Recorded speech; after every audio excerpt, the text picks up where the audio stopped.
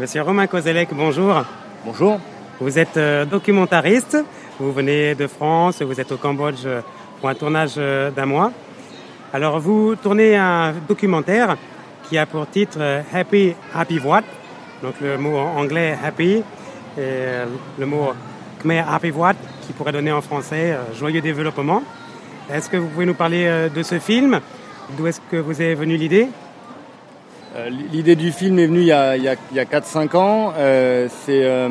Pour moi, le Cambodge est un moment de transition économique entre une économie qui était avant très très agraire et qui s'industrialise de plus en plus. Et j'ai l'impression qu'on est vraiment, même si l'industrialisation a commencé dans les années 90, on est vraiment dans la période où les effets de l'industrialisation se font ressentir le plus, avec de plus en plus d'ouvrières et donc et tout ce qui s'ensuit, une concentration des personnes et une industrialisation dans les champs aussi, avec plus de mécanique et tout ça. On parle beaucoup au Cambodge d'un changement de société, d'un changement d'époque. Vous vous intéressez surtout au changement économique. Vous avez 37 ans, ce n'est pas votre premier séjour au Cambodge. Qu'est-ce qui vous a amené à cette idée ? Bah oui, moi la première fois que je suis venu au Cambodge, c'était il y a un peu moins de 15 ans, où j'étais allé au Cambodge pour visiter. J'y suis retourné après plusieurs fois, et donc je suivais l'actualité du Cambodge et je m'intéressais à ces évolutions.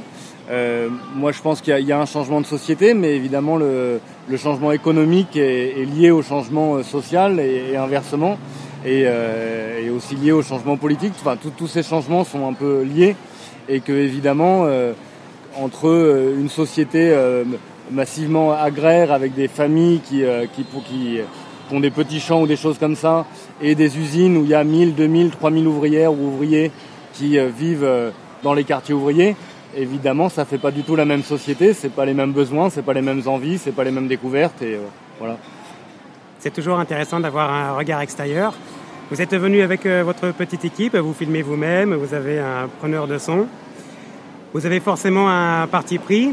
Qu'est-ce que vous voulez montrer de ce développement économique ?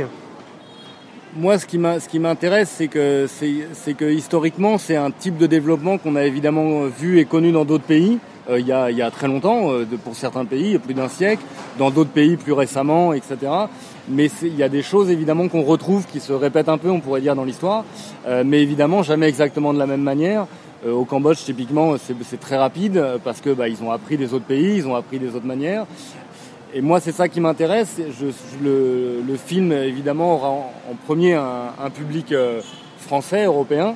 Et moi, ce qui m'intéresse, c'est ça, c'est aussi montrer que le Cambodge, c'est pas que les jolies cartes postales d'Angkor, ou c'est pas que sa triste histoire des dernières décennies, mais c'est aussi ça, un pays qui évolue et qui donc à certains endroits répète des erreurs qu'on a fait avant, sur la concentration et sur les conditions de travail des fois, et puis à des endroits fait mieux, voilà, c'est ça qui m'intéresse, l'évolution du Cambodge au regard de l'histoire et au regard du monde aujourd'hui, quoi. Alors bien sûr, vous êtes français, c'est certainement pour cela que vous parlez d'un public français ou européen, mais ne pensez-vous pas que le public cambodgien pourrait être intéressé également par un tel film ? J'espère. Après, je suis réaliste sur le fait que toutes mes références cinématographiques et artistiques sont quand même beaucoup plus françaises et européennes et pas asiatiques. Et il y a quand même des différences dans les langages artistiques ou cinématographiques. Donc moi, j'aimerais que le film trouve un public cambodgien aussi. Après, je sais pas, voilà, si le genre de film que sera Happy Happy Voat plaira aux Cambodgiens. Ça sera, je pense, quand même un film très visuel, très sensitif. Donc je pense qu'il y a une possibilité qu'il plaise et que ça puisse aussi trouver son public au Cambodge. Mais ouais. Et vous auriez pu trouver pour cela une production cambodgienne. Est-ce que vous avez tenté ? Qui est-ce qui produit votre film ? Alors non, j'ai pas tenté de trouver une production cambodgienne. C'est vrai que le film s'est pensé... j'étais en France et donc c'est pensé un peu là-bas. Et puis après, à travers les voyages que j'ai faits pour ce film-là, j'en ai fait 4 ou 5 pour ce film-là, ça aurait pu se faire... Après, je pense qu'il faut pas non plus trop tricher. Si j'avais voulu faire un film vraiment avec un langage plus commun en Asie ou etc., enfin voilà, c'est possible si je vivais en Asie, si je vivais au Cambodge. ce qui est le cas de beaucoup de cinéastes cambodgiens ou des franco-khmers ou etc. Moi, je n'ai pas cette prétention-là, donc voilà.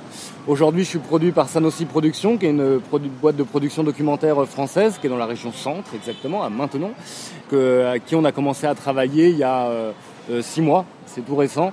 Et avant, je portais le film seul, et puis maintenant, c'est avec cette production-là. On espère après trouver un peu des financements. Pour l'instant, on n'a pas eu de financement. On a fait une collecte de fonds participatifs sur Internet qui marche plutôt bien. Et voilà, on a demandé d'autres financements pour pouvoir faire la post-production et la suite du travail. Et vous cherchez des financements, notamment sur le site internet KissKissBankBank. Le cinéma cambodgien est en plein développement ou redéveloppement, puisque c'est un retour à une créativité qui avait été perdue. Il y a beaucoup de réalisateurs de petits films, de courts-métrages qui sont un peu une nouvelle école cambodgienne. Est-ce que vous avez des relations avec eux? Et de votre côté à vous, même si vous n'avez pas été formé au Cambodge, comment est-ce que vous avez été formé? Alors, pour la deuxième partie de la question, moi en fait j'ai commencé à filmer il y a un peu plus de 10 ans maintenant. J'ai commencé tout seul, j'avais pas du tout cette formation-là. J'ai filmé des petits reportages, des choses comme ça. Et puis au bout d'un moment, j'ai décidé de quand même suivre une formation pour acquérir des choses que je connaissais pas. Donc j'ai été formé au master documentaire de Grenoble-Lussas, qui est un master en France, voilà, qui dure 1 an, spécialisé dans la réalisation documentaire. Après, sur le cinéma cambodgien, alors évidemment, en Europe, on connaît énormément Ritipan. C'est vraiment celui qui truste quand même tout le cinéma cambodgien en Europe. Maintenant, il y a aussi, moi j'ai rencontré David Chou, qui évidemment en tant que franco-khmer a aussi quand même un public en France. Après, je dois avouer que je connais pas très bien tout le cinéma qui est en train de renaître, mais ça se sent qu'il y a des choses qui se renaissent, et pas qu'au niveau du cinéma, de manière un peu générale au Cambodge. Et je pense que c'est une bonne chose que de plus en plus ça s'essaye, que ça se cherche et que ça retrouve un cinéma cambodgien dans les prochaines années.